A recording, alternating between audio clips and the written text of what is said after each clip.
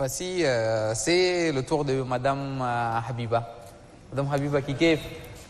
Ça va, je vais bien, merci. Ça va, tout va bien? Ouais. Vous êtes bien installée? Ouais. D'accord. On nous dit que vous avez eu une enfance dorée. Une enfance dorée, c'est quoi une enfance dorée à Lyon? J'ai vraiment eu une enfance dorée. Je remercie beaucoup mes défunts parents. J'étais aimée par ma mère, j'étais aimée par mon père, encore plus par mon père. J'étais une fille parmi 5 garçons. Donc, voilà quoi. L'enfance dorée, j'ai pratiquement eu tout ce que je voulais dans la vie avant que je ne sois adulte. Mais c'est pas juste donné, tendu comme ça. J'ai dû travailler fort et dur, c'est-à-dire briller à l'école. Et donc, à chaque fois que je brillais, je recevais ce que je voulais. Voilà. Est-ce que c'est parce que vous étiez la seule fille parmi une famille de 5 enfants? C'est une des raisons, mais je pense que pour mon père, j'étais toujours présente pour lui, j'étais très proche de lui, j'étais sa confidente. Donc du coup, et puis il voyait tout son avenir à travers moi. Je ne sais pas pourquoi. Contrairement aux 4 garçons. Contrairement aux 4 garçons. Je me rappelle qu'un jour, mes oncles lui ont demandé « Mais pourquoi tu aimes tant ta fille ?» Et il leur a dit « Moi, quand je reviens du travail, c'est elle qui m'accueille, à bras ouverts. Elle court vers moi. Et quand j'ai besoin de quoi que ce soit, elle est là pour me rendre service. Donc, ça, c'est une des raisons. » C'est-à-dire que vous avez mérité votre je pense que oui. Oui. À l'école, dit-on que vous étiez toujours la première de la classe. Est-ce que vous aimiez tant travailler comme vous le faisiez avec votre défunt père qu'à la maison? C'est parce que vous travaillez beaucoup ou bien c'est juste que vous aimez les challenges? Quand j'étais enfant, ce qui m'a poussée à être première durant pratiquement toute ma vie scolaire, c'est parce que j'avais des récompenses à chaque fois. À chaque fois que j'avais ce rang-là, j'avais une récompense. Donc, et je me rappelle que ce qui a déclenché ça, c'est que j'avais des frères jumeaux et ma mère leur a acheté des vélos. Et j'avais à l'époque 7 ans, eux ils avaient 5 ans, ils ont eu leur vélo. Donc du coup, j'ai dit à mon père, mais c'est pas juste, pourquoi est-ce que moi j'ai pas un vélo? Il m'a dit, ce trimestre, tu es sortie 2e de la classe, le prochain trimestre, si tu es première, je t'achète un vélo. Donc, le prochain, je suis sortie première de ma classe et j'ai mérité mon vélo. Donc, j'ai compris qu'en travaillant fort et en satisfaisant mon père, oui, je recevais ce que je voulais. Est-ce que c'est nécessaire d'être vraiment premier dans la vie? Je pense que le fait d'avoir ce défi de vouloir être premier dans la vie, c'est très important parce que dans notre société, pas particulièrement, mais quand on s'en va en Amérique ou en France ou au Canada ou à autre pays du monde, être premier est important parce que ça vous permet d'avoir cette ambition de vouloir toujours dépasser les autres et de vouloir faire mieux que les autres. Donc il y a un certain esprit de compétition qui est installé en vous et qui vous permet justement d'avancer. Vous avez eu 2 divorces derrière vous. Est-ce que quelque part la fille gâtée par ses parents était difficile en couple? La fille gâtée par ses parents était extrêmement protégée, ne se connaissait pas. Elle s'est découverte une fois qu'elle s'est mariée. Et du coup, j'étais éduquée du fait d'être indépendante. Et mon premier mariage, en tant que mon 2e mariage, j'ai compris que les hommes tchadiens n'aiment pas trop les femmes indépendantes, surtout à l'étranger. Mais réagissez, est-ce que c'est vrai ça? Est-ce que l'homme tchadien n'aime pas une femme indépendante? J'avoue, c'est vrai. Ils avouent. Oui, Madame Abiba. Donc, du coup, comme moi, auprès de mon père, il m'a permis à m'exprimer, à dire ce que j'avais dans la tête et à m'exprimer vraiment sur mes besoins, sur ce que je voulais, sur mon avenir. Donc, du coup, quand vous êtes confronté à un homme tchadien qui ne veut pas d'une femme indépendante, ils aiment que la femme soit soumise, qu'elle les suive. Ils n'aiment pas développer cette ambition qui est chez cette femme-là. Donc, du coup, ça n'a pas marché. Et puis, je pense que mon premier mariage aussi, c'est un manque d'expérience. D'accord. Donc, je suis de nature impatiente, donc j'ai dû développer cette patience après. Effectivement, je reviens sur votre premier mariage qui était vraiment un mariage pour une famille recomposée. Quel était le type de la cohabitation dans ce type de mariage? La gestion. Au début, c'était merveilleux. J'étais maman à 23 ans. Parmi le public, il y a ma grande fille là-bas, Fatimé. Si tu veux bien lever les bras, voilà. C'est la fille de mon premier époux, donc c'était merveilleux. On commençait à cohabiter. Son petit frère avait 6 ans, je pense. Elle avait 8 ans et j'avais 23 ans, donc j'étais toute jeune. Et puis, il y a des difficultés dans les mariages composés. J'ai dû traverser certaines difficultés et étant la fille gâtée, non patiente, je n'ai pas pu supporter et j'ai quitté le mariage. Dans votre fiche, vous disiez que vous remerciez vos ex-maris de vous avoir aidé à vous connaître mieux. Qu'est-ce qui explique cela? Oui, je remercie beaucoup mes 2 époux à me connaître mieux parce que à chaque fois que je quittais un des époux, je développais ma personnalité. Je grandissais. Je pense que c'était un épanouissement. En fait, au lieu que ça soit négatif, pour moi, c'était positif. Donc, non seulement je brillais ici en tant qu'enfant, mais j'ai commencé à briller aux États-Unis. Je travaillais à la banque et je traversais aussi des échelons pour devenir assistant manager. Et ça, c'est grâce à mes époux, parce que si je ne les avais pas quittés, peut-être que je n'aurais pas cherché du travail au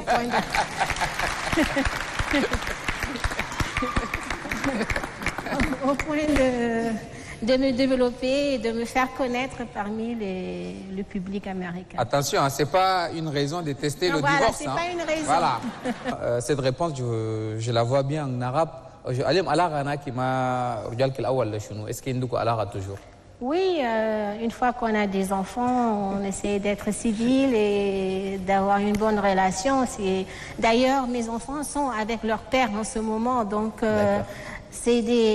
ils n'étaient pas des bons époux à mon œil ou à mon opinion, mais c'est des bons papas.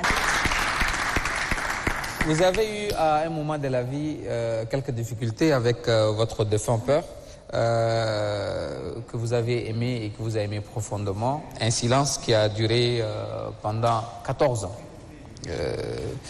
Comment ceci a été possible?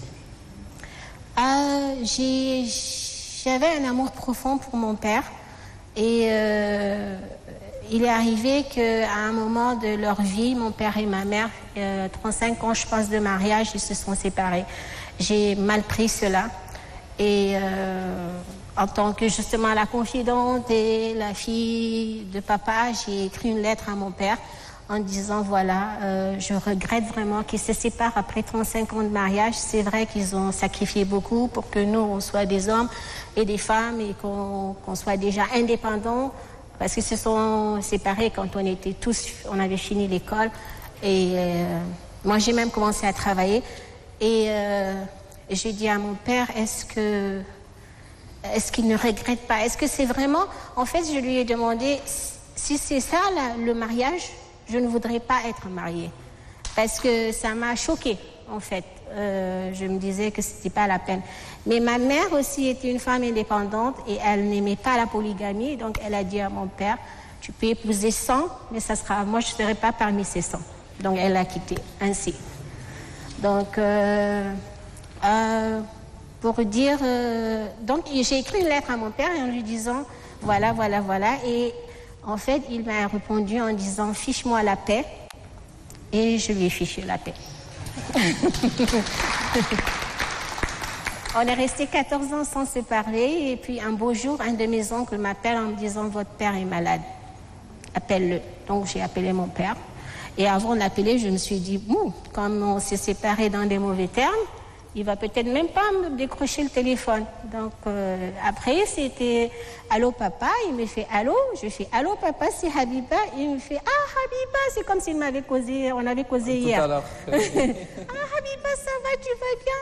Et pourquoi tu m'appelles ?» Je fais « Tonton m'a dit que tu étais malade. » Il fait « Non, moi je suis venue juste pour faire des examens. » Je fais « D'accord, c'est bien, tu te sens bien ?» Il me fait « Oui. » J'ai raccroché après et puis on a parlé pratiquement tous les 2 jours après. On a repris comme si de rien n'était passé. 14 ans et 14 ans, voilà. Ça s'est écoulé comme ça. Dans votre fiche, vous mentionnez que vous ne parvenez pas vraiment à faire une réunion de famille. Pour lever l'équivoque sur quelques zones d'ombre, en tout cas avec vos proches. Qu'est-ce qui vous empêche vraiment à organiser cette réunion? Je pense que c'est juste que je n'ai pas eu cette chance de le faire. J'étais venue ici pour passer les derniers jours avec ma mère, mais malheureusement, elle était décédée quand je suis montée dans l'avion, donc on n'a pas pu se voir. Et puis j'ai passé 10 ans maintenant au Tchad. Depuis sa mort, jusqu'à aujourd'hui, en juillet, ce sera 10 ans. Au début, pour moi, quand j'étais à l'étranger, ce qui me manquait, c'est justement être entourée de cette famille qui me manquait, enfin la grande famille. Et donc quand je suis venue ici, je me suis sentie bien au début, et au fur et à mesure que je passais, et puis après 10 ans, après un bilan, je me suis rendu compte qu'en fait cette famille qui s'est entourée de moi, il n'y a rien de négatif, mais c'est juste mon objectif, qui s'est entourée de moi, cherchait à me faire pas du bien, mais du mal. Et puis un jour, un événement s'est produit et là où j'ai remarqué que malheureusement, ils ne m'avaient pas comprise et je leur pardonne pour ce qu'ils m'ont fait. Je ne peux pas le dire en public, mais quoi qu'il en soit, je veux leur dire que je ne suis pas la première qui viendra de l'étranger. Donc, s'il vous plaît, à cette famille qui m'entend à travers la télé et tout ça, ne le refaites pas à une autre personne. Parce que ça fait mal. Voilà. D'accord. Je crois que votre message est très bien passé.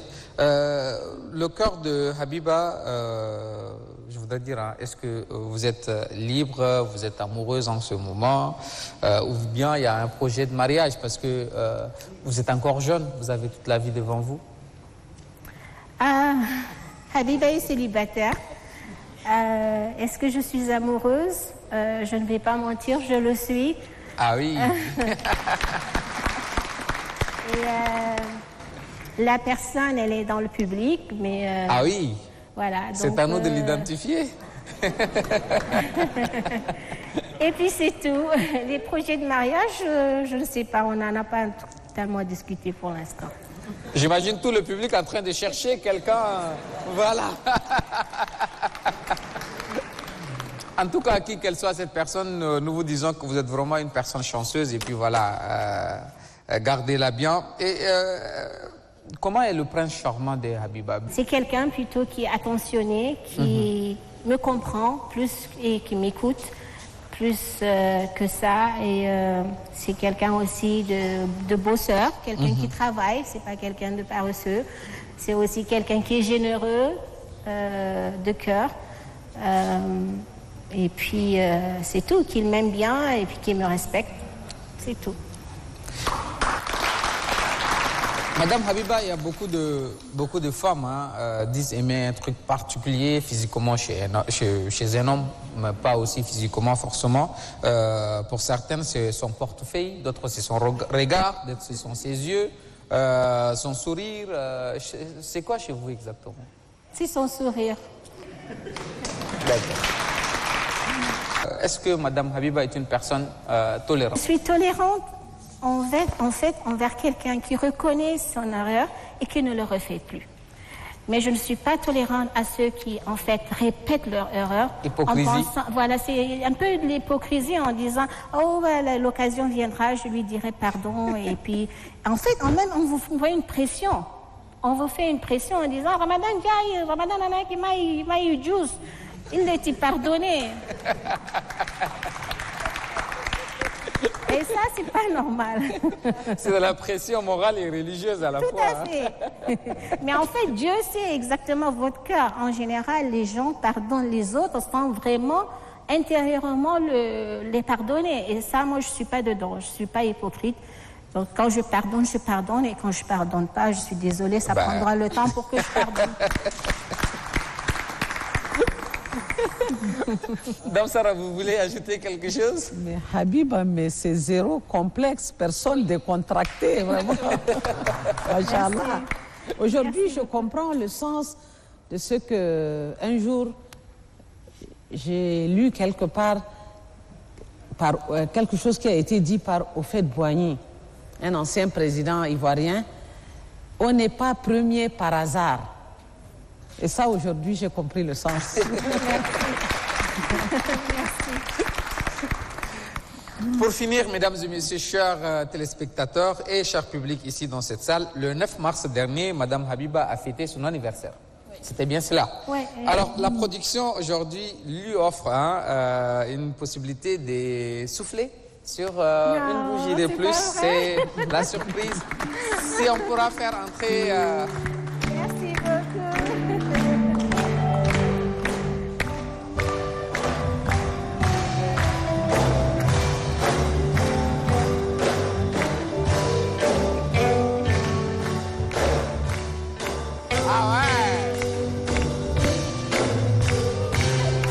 Rapide, ça va mourir.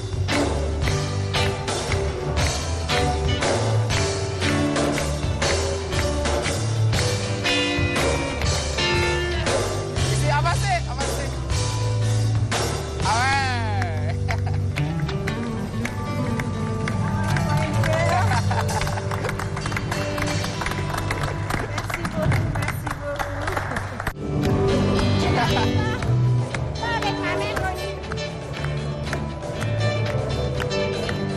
Voilà. Moi, je prends le mouchoir de l'eau. On ne peut pas porter de mouchoir. Pas que ça tombe, hein.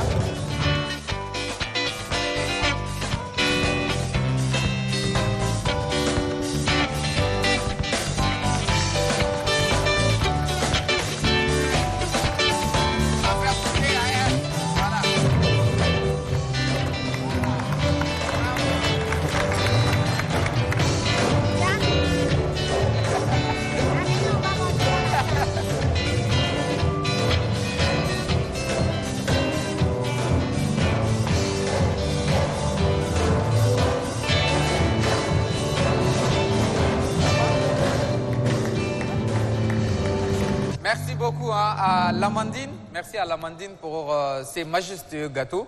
Joyeux anniversaire encore une fois de plus, Madame Habiba.